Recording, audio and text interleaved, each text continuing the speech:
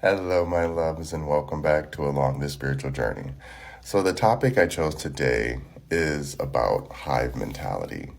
I have witnessed a ton of these podcast series people talking, and they choose to be a hive mentality, which I think a lot of people think is good, but in reality, it's kind of one dimensional because when you are hive mentality or herd mentality, all you need is one person to shift and you all shift without question.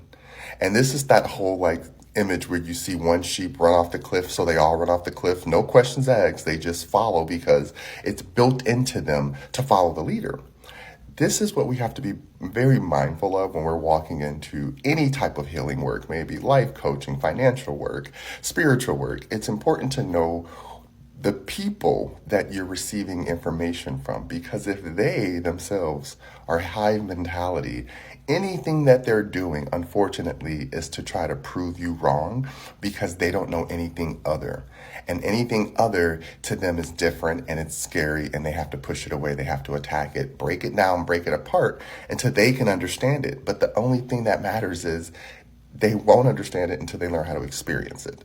And this is going to always be the reality of the spiritual world, the physical world, and all of it. All of it. If you don't really experience life, then you're not going to have any extra exterior opportunities or information to share that you have learned that's actually going to help people grow.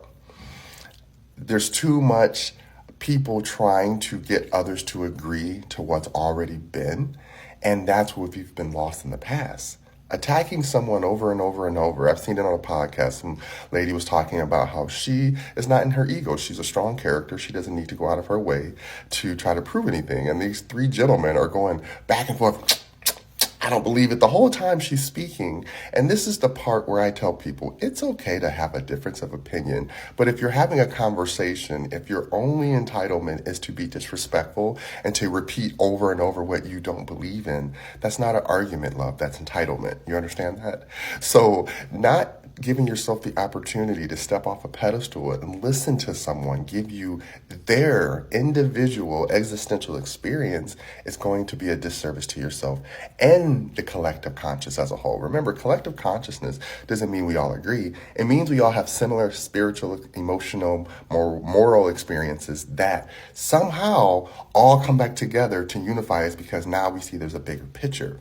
Hive mentality is selecting a topic, and because it happened to you and it happened to me this way, then it must be true. And that's not how this should work. I hope that makes sense. Love you.